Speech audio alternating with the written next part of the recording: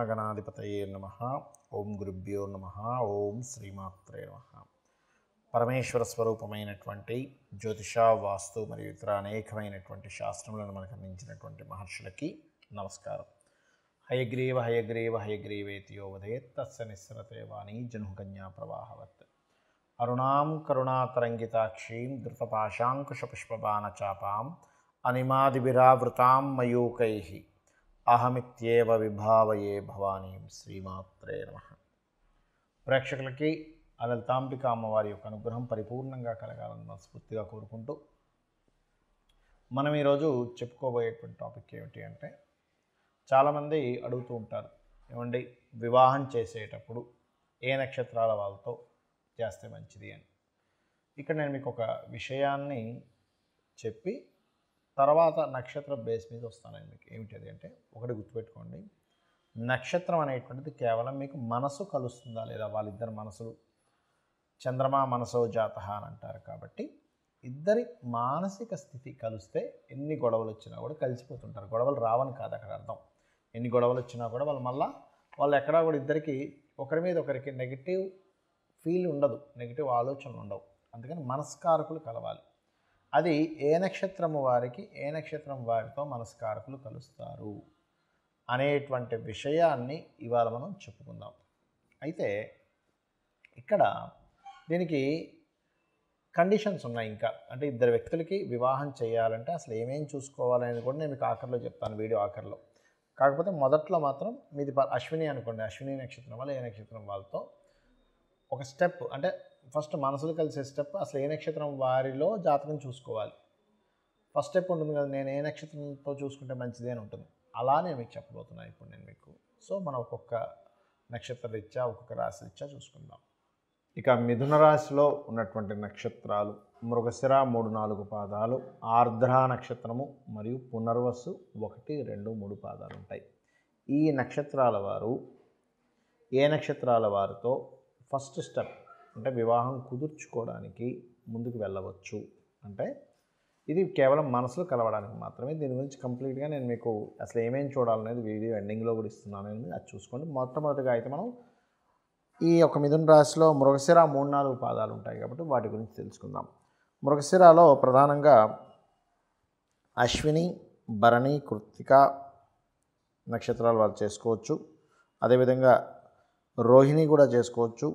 మృగశిర వరకు కంటిన్యూస్గా చేసుకోవచ్చు. అశ్విని నుంచి మృగశిర వరకు చేసుకోవచ్చు అంటే ఐ మీన్ మనసులు కలుస్తాయని. అదేవిధంగా పునర్వసు మరియు మఖ, ఉత్తర ఫాల్గుని, అంటే ఉత్తరా నక్షత్రాన్ని ఉత్తర ఫాల్గుని నక్షత్రం అని కూడా అంటుంటారు. అదేవిధంగా చిత్తా నక్షత్రము మరియు విశాఖ 1-2-3 పాదాల వరకు చేసుకోవచ్చు అండి. 4వ పాదం పనికిరాదు మరలా. అదేవిధంగా చూసుకున్నట్లయితే మూల, ఉత్తరాషాఢ, శ్రవణం, పూర్వభాద్ర ఈ నక్షత్రాల వాళ్ళతో మృగశిర 3-4 పాదాల వారికి మనసులు కలుస్తాయి.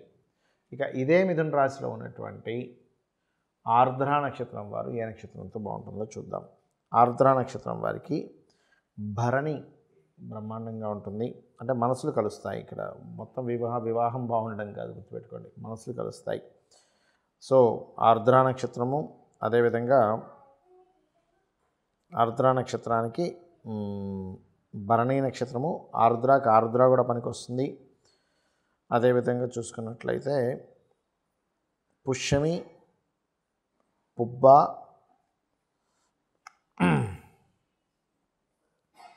స్వాతి నక్షత్రము,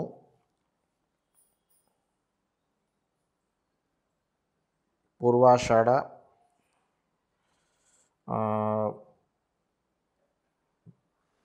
ఉత్తరాభాద్ర, రేవతి.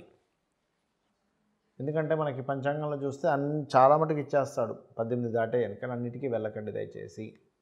అదేవిధంగా ఈ యొక్క ఆర్ద్ర తర్వాత ఉండే నక్షత్రం మనకి మిథున రాశిలో పునర్వసు 1-2-3 పాదాలు ఉంటాయి. ఈ పునర్వసు 1-2-3 పాదాల వారు పర్టికులర్గా పునర్వసు వారికి అశ్విని అండి. 1-2-3 పాదాల వారి 4వ పాదం కాదు, 4వ పాదం కర్కాటకంలో ఉంటుంది కాబట్టి 1-2-3 పాదాల మిథున రాశి గురించి మాట్లాడుతున్నాం. సో అశ్విని, అదేవిధంగా కృత్తిక, రోహిణి, మృగశిర, పునర్వసు 3 పాదాలు చేయొచ్చు, 4వ పాదం పనికిరాదు. అదేవిధంగా అది కూడా చేయొచ్చు, బట్ వాళ్ళ జన్మజాతకం బలంగా ఉండాలి. అండ్ అదేవిధంగా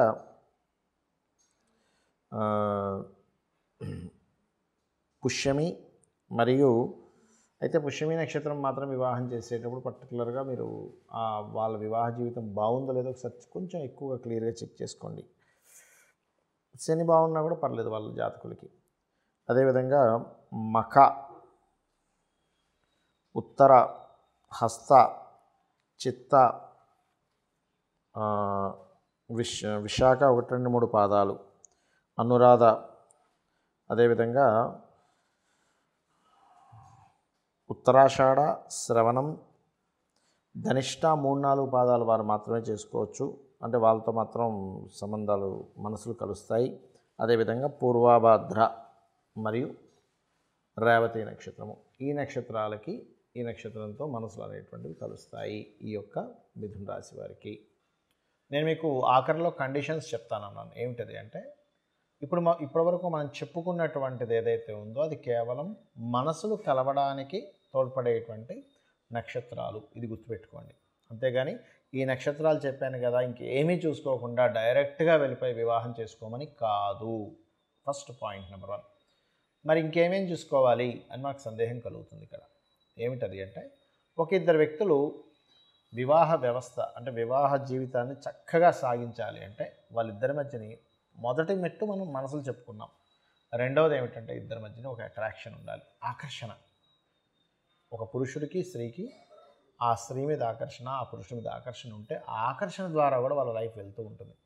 చాలామంది అంటుంటారు చూసారా, ఏమిటోనండి మా వారికి నా మీద పెద్ద అట్రాక్షన్ ఉండట్లేదు, పెద్దగా పట్టించుకోవడం అంటుంది. బికాజ్ ఆఫ్ ఆకర్షణ కారకులైన కుజశుక్రులు వాళ్ళ కాంబినేషన్లో ఉండరని అర్థం. అలాగే సోల్మేట్స్ అంటూ ఉంటారు. అంటే సోల్ కారకుడు ఎవరు ఆస్ట్రాలజీ పరంగా అంటే రవి. ఆ రవి గనక బాగున్నాడా ఇంకా అద్భుతంగా ఉంటుంది. అంటే వాళ్ళిద్దరి జన్మ జాతకాల్లో రవి యొక్క కలయికలు కలవాలి. అలాగే రవి ఆకర్షణ మనసుతో పాటు చాలామంది చూడండి కంప్లైంట్ చేస్తుంటారు, ఏంటి ఏమోనండి మేము చేసుకున్నాం కానీ మా వారు నాతో పెద్దగా ఏం మాట్లాడరని, లేకపోతే మా అబ్బాయి అంటుంటాడు మా అమ్మాయి ఆవిడేం పెద్దగా మాట్లాడదు, మా మిస్సెస్ ఏమేమి. ఎందుకు అంటే బికాజ్ ఆఫ్ బుధుడి యొక్క స్థితి సరిగ్గా లేదని అర్థం అక్కడ. అంటే ఇద్దరి మెర్క్యూరీస్ సరిగా కలవలేదు. ఆ రకంగా కర్మకారకుడైన శని, జీవకారకుడైన గురువు, కాలానికి మోక్షానికి కారకుడైన రాహుకేతువులు, ఈ రకంగా ఈ గ్రహాలు ఎంతవరకు ఇవి ఒకదాన్నొకటి కనెక్ట్ చేసుకున్నాయనేటువంటిది చూడాలి. దీంతో పాటు ఇంకా ముఖ్యమైనటువంటి విషయం ఏమిటి అంటే ఒక అమ్మాయి అబ్బాయిని వివాహం చేసుకునేటప్పుడు అబ్బాయి పర్సనల్ చార్ట్ని చూసుకోవాలి. అంటే ఏమేమి చూసుకోవాలి అందులో అంటే అబ్బాయి యొక్క లగ్నం అంటే అబ్బాయి యొక్క తత్వం ఏమిటి, అబ్బాయి ఎలాంటి వ్యక్తి, అమాయకుడా, గొడవలు చేసే వ్యక్తా, లేకపోతే బాగా మనీ మైండెడా, బాగా ఎక్కువ లవింగ్ నేచరా, లేకపోతే వర్కింగ్ నేచరా. కొంతమందికి వర్కాలిక్ ఉంటారు, అది బిజినెస్ మైండెడ్ ఉంటారు, కొంతమంది భయస్థులు ఉంటారు, కొంతమంది విపరీతమైన కోప స్వభావం ఉంటారు. వాళ్ళు ఏమిటనేది వాళ్ళ లగ్నం బట్టి తెలుస్తుంది. ఇక రెండవది ఏంటంటే కుటుంబంతో ఎలా ఉంటారు అటాచ్మెంట్స్, కుటుంబ స్థానం పరిశీలన చేయాలి అబ్బాయిని. అదేవిధంగా సంతానం, ఎందుకంటే ఇక్కడ అమ్మాయి జాతకంలో కొద్దిగా సంతానం వీక్గా ఉంది, అబ్బాయి జాతకం కూడా వీక్ ఉంటే సంతానం పొందరు, దానివల్ల సంతానం కలగకపోతే ప్రాబ్లం. కాబట్టి ఇద్దరి సంతాన స్థానాలు ఒకరిది కొంచెం తక్కువ ఉన్నా ఒకరిది కొంచెం బాగుంటే కనెక్ట్ అవుతుంది. అలాగే దీంతోపాటు వివాహ స్థానము, వివాహ జీవిత స్థానం ఈజ్ మోస్ట్ ఇంపార్టెంట్ పర్సనల్ చార్ట్లో. అంటే వివాహ జీవిత భాగస్వామితో ఎలా ఉంటాడు, ఈ అబ్బాయితో రిలేషన్స్ ఎలా ఉంటాయి, వివాహం తర్వాత లైఫ్ ఎలా సాగుతుంది అనేటువంటిది చూడాలి. ఇవన్నీ సప్తమ స్థానము 12వ స్థానాల్లో ఉంటుంది.